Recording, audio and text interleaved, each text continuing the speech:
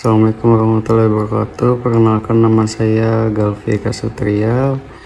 NIM saya 4012411115. Di sini saya akan menjelaskan perkembangan sejarah HAM internasional dari periode pertama hingga periode ketiga. Kita mulai dari sejarahnya terlebih dahulu.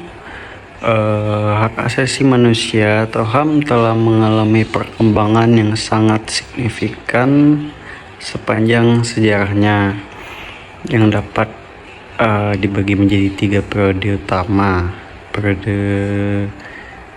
Ketiga periode ini masing-masing mencerminkan perubahan dalam pemahaman, pengakuan, dan perlindungan hak-hak individu di tingkat internasional. Dimulai dari periode yang pertama, awal pemikiran HAM abad ke-18 hingga pertengahan abad ke-20. Periode pertama ini dimulai pada abad ke-18 seiring munculnya pemikiran-pemikiran filosofis yang menekankan pentingnya kebebasan individu dan hak-hak dasar manusia. Revolusi Amerika pada tahun 1776 dan Revolusi Prancis 1789 menjadi tonggak penting dalam sejarah pemikiran HAM. Deklarasi Kemerdekaan Amerika dan Deklarasi Hak Asasi Manusia dan Warga Negara Perancis merupakan dokumen yang menegaskan bahwa semua manusia memiliki hak-hak yang tidak dapat dicabut, seperti hak hidup, kebebasan, dan pencarian kebahagiaan. Pada periode ini, HAM masih sangat dipengaruhi oleh konteks politik dan sosial, dan juga banyak negara yang belum mengakui hak-hak ini secara formal, dan pelanggaran HAM sering terjadi tanpa adanya mekanisme perlindungan. Namun, munculnya ide-ide tentang kesetaraan dan hak-hak individu mulai membentuk dasar bagi pengakuan hak asasi manusia di tingkat internasional. Dan lanjut ke periode kedua, pengakuan dan perumusan HAM pada tahun 1945 hingga tahun 1966.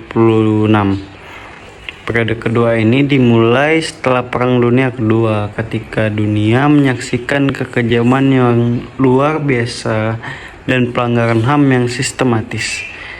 Konferensi San Francisco pada tahun 1945 menghasilkan piagam PBB yang menyatakan komitmen untuk menghormati dan melindungi hak asasi manusia. Ini diikuti dengan adopsi Deklarasi Universal Hak Asasi Manusia pada tahun 1948 yang menjadi dokumen fundamental dalam sejarah HAM internasional. Deklarasi ini merangkum hak-hak dasar yang harus dihormati oleh semua negara, termasuk hak untuk hidup, kebebasan berpendapat, dan hak atas pendidikan. Pada periode ini, berbagai konvensi internasional mulai dibentuk, seperti Konvensi Internasional tentang Penghapusan Segala Bentuk Diskriminasi Rasial pada tahun 1965, dan Konvensi Internasional tentang Hak-Hak Sipil dan Politik pada tahun 1966. Meskipun demikian, implementasi dari hak-hak tersebut masih menghadapi tantangan yang signifikan, terutama di negara-negara yang masih terjebak dalam konflik atau pemerintahan otoriter. Lanjut ke periode ketiga, globalisasi dan perjuangan HAM pada tahun 1966 hingga sekarang. Periode ketiga ditandai dengan meningkatnya perhatian global terhadap HAM yang seiring dengan globalisasi dan kemajuan teknologi informasi. Masyarakat sipil, organisasi non-pemerintah, dan gerakan sosial semakin berperan aktif dalam memperjuangkan hak asasi manusia. Media sosial dan internet memberikan platform baru untuk menyebarkan informasi tentang pelanggaran HAM, meningkatkan kesadaran masyarakat global. Pada periode ini kita juga menyaksikan perkembangan hukum internasional di bidang HAM, termasuk Pengadilan Internasional untuk Kejahatan Perang dan Pelanggaran HAM, seperti Pengadilan Kriminal Internasional atau yang bisa disebut dengan ICC. Selain itu, berbagai instrumen hukum internasional seperti Konvensi tentang Hak Anak pada tahun 1989 dan Konvensi tentang Hak Penyandang Disabilitas pada tahun 2006 telah diperkenalkan untuk melindungi kelompok-kelompok yang rentan. Namun tantangan ini tetap akan selalu ada di banyak negara yang masih melanggar hak asasi manusia.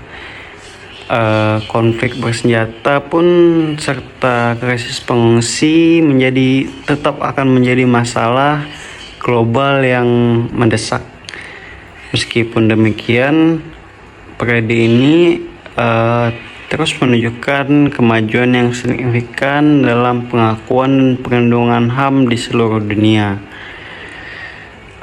Kesimpulannya, perkembangan hak asasi manusia internasional ini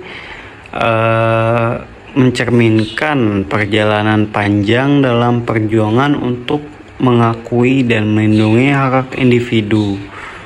Dari pemikiran awal yang muncul pada abad ke-18 melalui pengakuan formal setelah Perang Dunia Kedua hingga upaya global yang terus berlanjut hingga saat ini. Hak asasi manusia menjadi bagian integral dari tatanan dunia modern. Meskipun banyak kemajuan telah dicapai, tantangan untuk memastikan bahwa hak asasi manusia ini dihormati dan dilindungi di seluruh dunia tetap saja penting bagi masyarakat global untuk terus memperjuangkan hak-hak ini, mengingat bahwa tanpa perlindungan terhadap asasi manusia, keadilan, perdamaian, dan kemanusiaan tidak dapat terwujud. Oleh karena itu, kesadaran, pendidikan, dan tindakan kolektif sangat diperlukan untuk memastikan bahwa setiap individu dapat menikmati hak-hak asasinya tanpa diskriminasi. Kira-kira itu saja yang dapat saya sampaikan. Saya akhiri dengan Assalamualaikum warahmatullahi wabarakatuh.